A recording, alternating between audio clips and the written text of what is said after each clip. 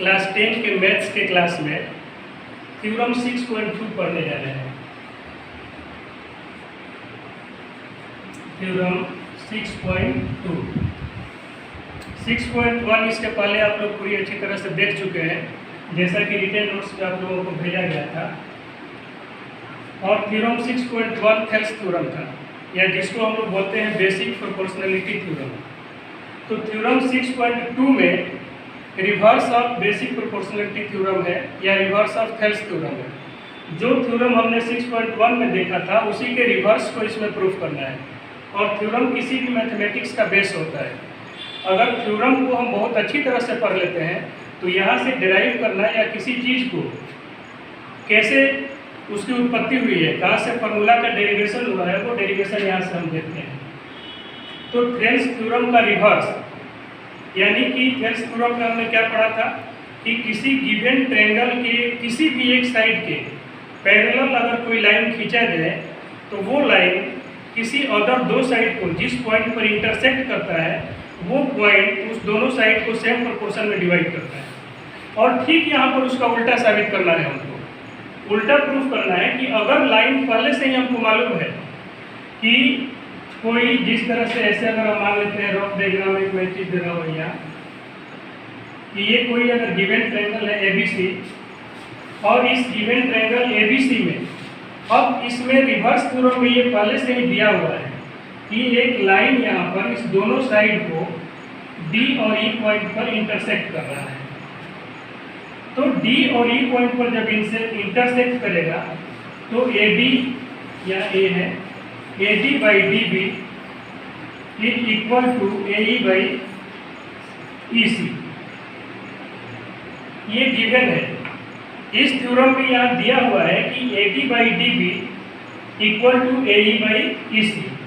जब ये इक्वल है तो हमको यह प्रूफ करना है कि ये लाइन DE BC के पैरेलल है कि नहीं है, यानी कि अपोजिट प्रूफ करना है। तो इसके लिए थ्योरम हम देख लेते हैं पहले। तो फर्स्ट पॉइंट में थ्योरम की जगह पर हुबहू थ्योरम को ही लिखना होता है। तो फर्स्ट स्टेप में हम थ्योरम को लिखते हैं कि in a given triangle when a line intersects the two sides of triangle on that point, the point divide the side into given proportion is equal to each other, and in that case the line DE is parallel to line BC. Therefore on next point we will write the next point given. First point theorem and next point given. In given what is here we have to write, क्या लिखना है हमको यहाँ पर? Given में वही लिखना है जो कि क्वेश्चन में दिया हुआ है। क्वेश्चन में यहाँ पर क्या दिया हुआ है? एक ट्रायंगल है। क्वेश्चन को बहुत अच्छी तरह से पढ़ना है। थ्योरम जो चीज़ दिया हुआ है कंप्लीटली उसको रिराइट करना ही है। यहाँ क्वेश्चन में दिया हुआ है कि एक ट्रायंगल है तो first of all we have to draw a triangle. एक ट्रायंगल हमको बनाना ही बनाना है पहले। नेक्स्ट में दिया हुआ है कि उस ट्रायंगल के भीतर एक लाइन DE जो है खींचा हुआ है और ये DE ये लाइन है जो कि अदर टू साइड को AB साइड को और AC साइड को D और E पॉइंट पर इंटरसेक्ट कर रहा है। तो जब इंटरसेक्ट कर रहा है तो गिवन में ये लिखा हुआ है कि ये दोनों साइड का प्रोपोर्शन AD बाई DB, इस दोनों साइड का प्रोपोर्शन और इसका प्रोपोर्शन AE बाई EC दोनों इक्वल होगा। और जब इक्वल होगा तो ये दोनों लाइन आपस में पैरेलल होंगे। तो गिवन में इतना दिया हुआ है। गिवन में हम लोग लिखेंगे कि ए triangle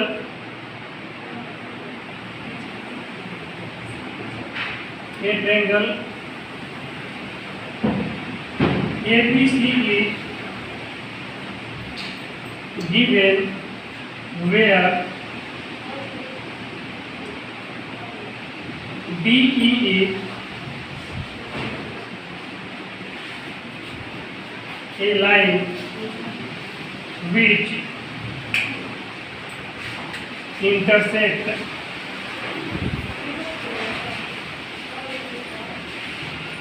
the sides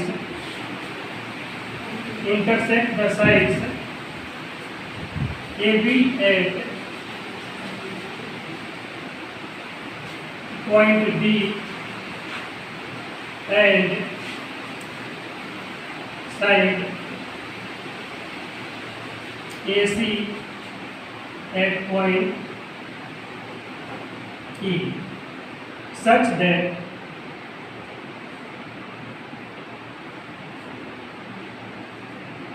AD by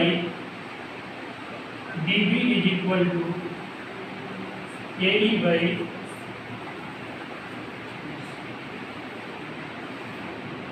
EC।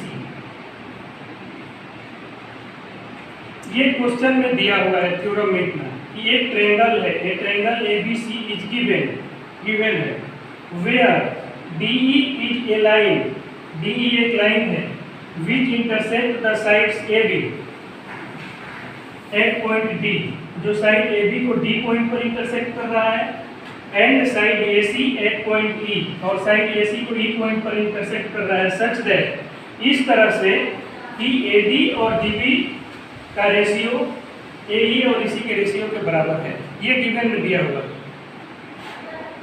Third point में ये तो हो गया, इसको मैं मिटा रहा हूँ अभी।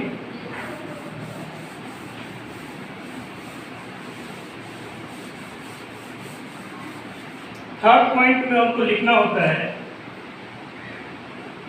टू बी प्रूव,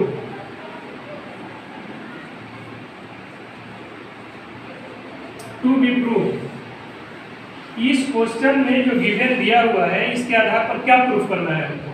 तो यहाँ हमको प्रूफ करना है DE पैरेलल टू BC। अभी हमने देख लिया ये दोनों एक दूसरे के साथ सेम प्रोपोर्शन में है, तो ये लाइन आपस में पैरेलल है कि नहीं, ये प्रूफ करना है। इसको प्रूफ करने के लिए हमको एडिशनल कंस्ट्रक्शन बनाना होगा।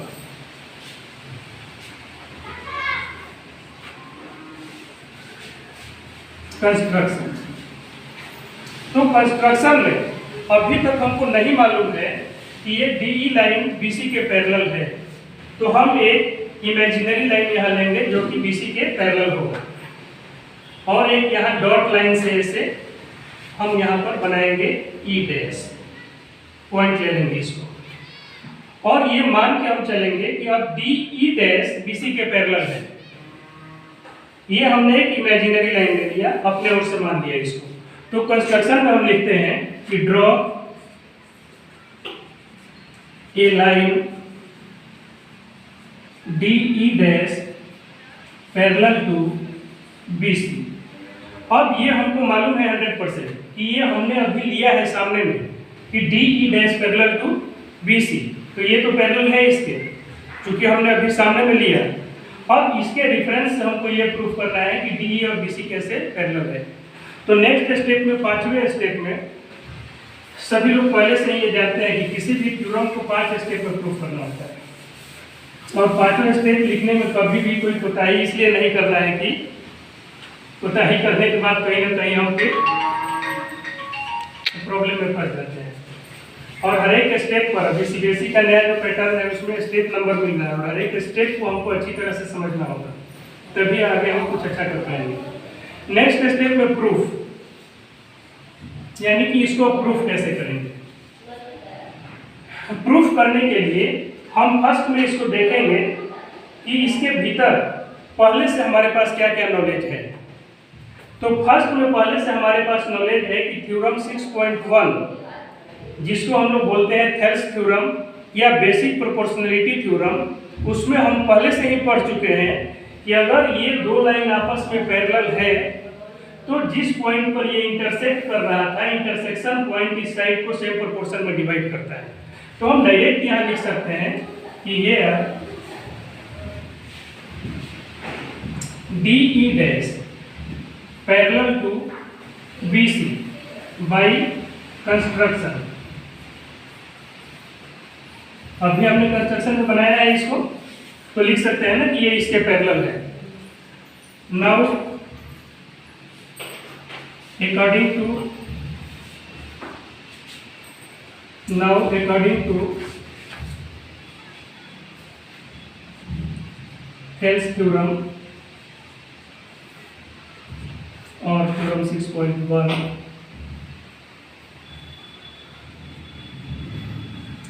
6.1, we know that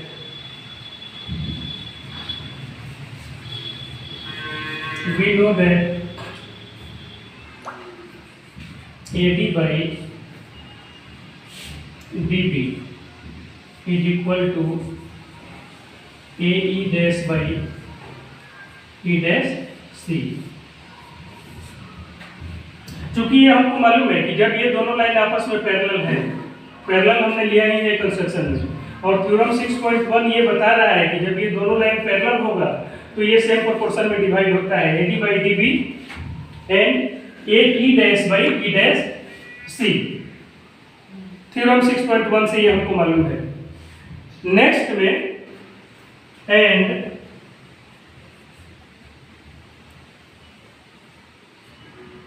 AD by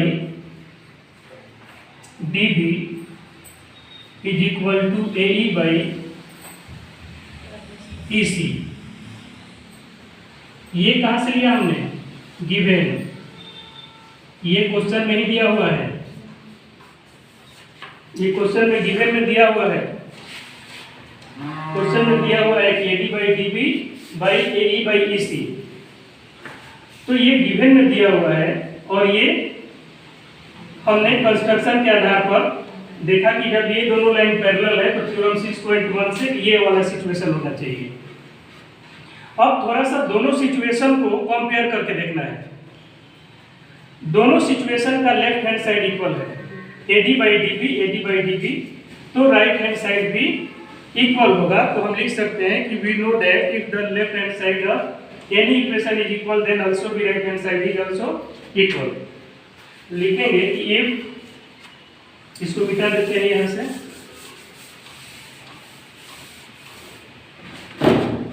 if LHS of any equation is equal, then RHS will also be equal। ये तो होगा ही, जब LHS आपस में बराबर है तो RHS भी आपस में इक्वल होगा। तो RHS में क्या है यहाँ पर?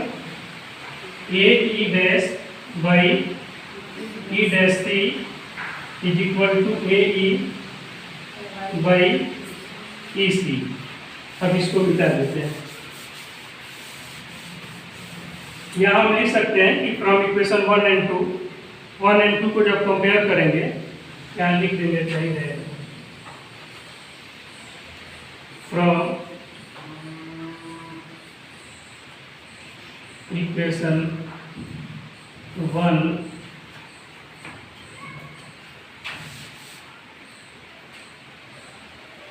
and 2, यानी कि 1 and 2 को कंपेयर करना है कि 1 and 2 का LHS अगर इक्वल है तो RHS भी इक्वल होगा। तो RHS का ये सिचुएशन आ गया। जब ऐसा सिचुएशन आ गया यहाँ पर, अब इसमें हम लोग क्या करते हैं, चूंकि इस दोनों जो साइड जो प्रोपोर्शन में यहाँ पर सेम है, पॉइंट से जो डिवाइड होने के बाद सेम प्रोपोर्शन में आ रहा है, दोनों को मिला के हमको फुल साइड बनाना है और कंपेयर करना है। तो फुल साइड को बनाने के लिए दोनों तरफ 1 जोड़ देते हैं। तो now adding 1 both sides, we have 1 दोनों तरफ जोड़ने के बाद हमारे पास क्या सिचुएशन आ जाएगा? अभी AE dash by E dash C plus 1 is equal to AE by EC plus 1।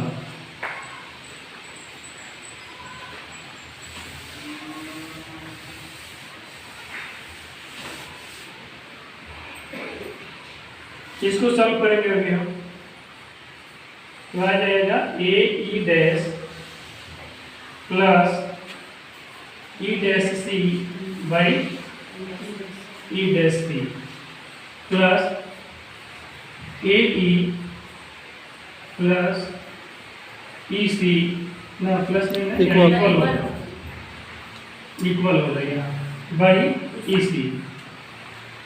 अब थोड़ा सा फिगर में देखिए, अभी A E dash plus E dash C, A E dash C क्या बन जाएगा, ए सी।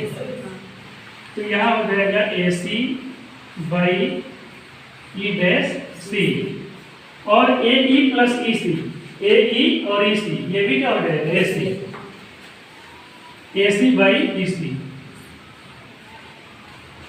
क्रॉस मल्टीप्लाई करेंगे, और नहीं तो ऐसे डायरेक्ट भी हम ए सी को क्रॉस कर सकते हैं। क्रॉस कर देंगे तो क्या सिचुएशन होगा, 1 बाई ई डैश सी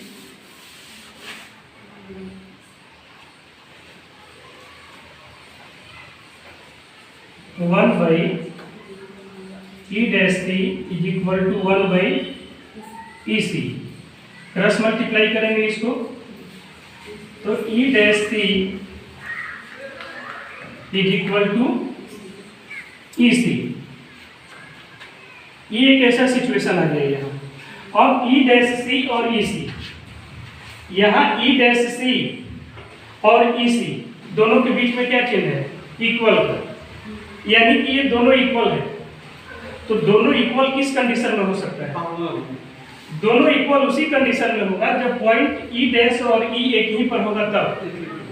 अगर अलग अलग होगा तो ये कभी भी इक्वल हो ही नहीं सकता है। लेकिन यहाँ तो थ्योरम सॉल्व करते करते ये क्या आ गया कि दोनों के बीच में इक्वल का चिन्ह है, यानी कि ई सी और ई डैश सी इक्वल दिखाने का मतलब क्या है कि पॉइंट ई डैश और ई सेम पॉइंट पर है, एक दूसरे के ऊपर कोइंसाइड कर रहा है। इट शोज दैट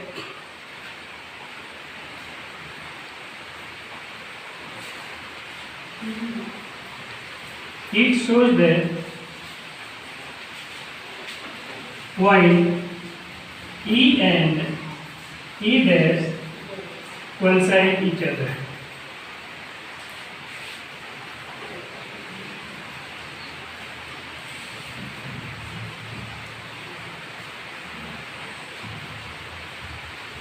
अब ओवरलैप इच अदर, एक दूसरे के ऊपर अगर होगा तभी ये दोनों बराबर होगा। पॉइंट भी अगर इधर उधर होगा तो बीच में ये इक्वल का चिन्ह नहीं होगा। इक्वल का चिन्ह अभी सॉल्व करते करते हमने अपने से नहीं लाया, सॉल्व करके आया है ये। तो यहाँ ई डैश सी बराबर इसी के है, यानी कि ये ई डैश सी और ई सी उसी कंडीशन में इक्वल होगा जब ये दोनों पॉइंट एक ही पर होगा। और जब दोनों पॉइंट इक्वल होगा तो कंस्ट्रक्शन से हमको मालूम है कि D E dash parallel to D C.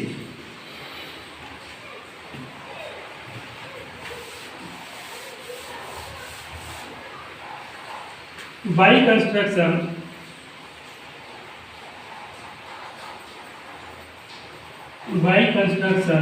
we know that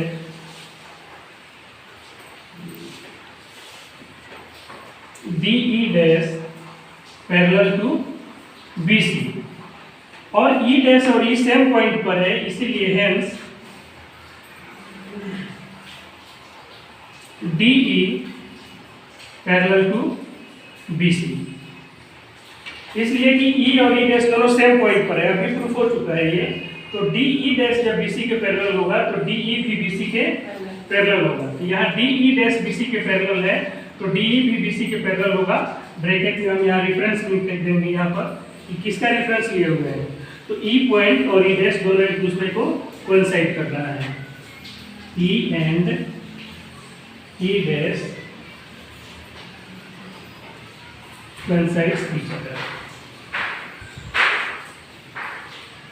यानी कि E पॉइंट और E डैश दोनों एक ही पर है, इसलिए DE डैश किसके बराबर हो जाएगा, DE के बराबर। और ये पहले से ही मालूम है कि ये बराबर है तो ये भी आपस में बराबर होगा।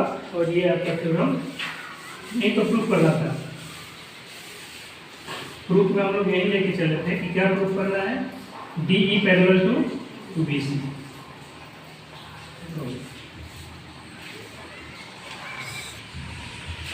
तो इस तरह से थेल्स थ्योरम में जो हमने पढ़ा था उसका अपोजिट इसमें प्रूफ करना था। थेल्स थ्योरम में हमको प्रूफ करना था कि अगर कोई लाइन किसी एक लाइन के पैरेलल अगर खींचा जाए तो ये दो प्रोपोर्शन में इसको डिवाइड करता है। तो वहाँ पर पैरेलल गिवन था, दिया हुआ था, और यहाँ पर प्रोपोर्शन गिवन है और पैरेलल प्रूफ करना है। तो पैरेलल हमने प्रूफ किया अभी, और इसके आधार पर जो भी चैप्टर में क्वेश्चन दिया हुआ है 6.2 चैप्टर में, वो कंप्लीट आप लोगों को बैठ करके इसको बनाना है। और इस दोनों ही थ्योरम के आधार पर टोटल क्वेश्चन इसमें दिए हुए हैं, कहीं भी कोई दूसरा क्वेश्चन नहीं है, केवल थ्योरम 6.1 और 6.2 इसी का एप्लीकेशन है टोटल। और इस चैप्टर से क्वेश्चन आएगा ही, एकदम मस्त क्वेश्चन है, फिक्स है कि आपके बोर्ड के परीक्षा में क्वेश्चन रहेगा इससे। तो कंप्लीट अच्छी तरह से आपको बैठ करके इस दोनों थ्योरम को अप्लाई करके और बनाना है। और नहीं जहाँ बनेगा वो आप मेरे मोबाइल नंबर पर फ़ोन करके पूछ सकते हैं कोई भी क्वेश्चन। इसके बाद से मैं भी क्वेश्चन बना के आपको भेजूंगा वीडियो के माध्यम से, लेकिन आपको अगर नहीं समझ में आएगा तो बीच में भी आप पूछ सकते हो। Thank you.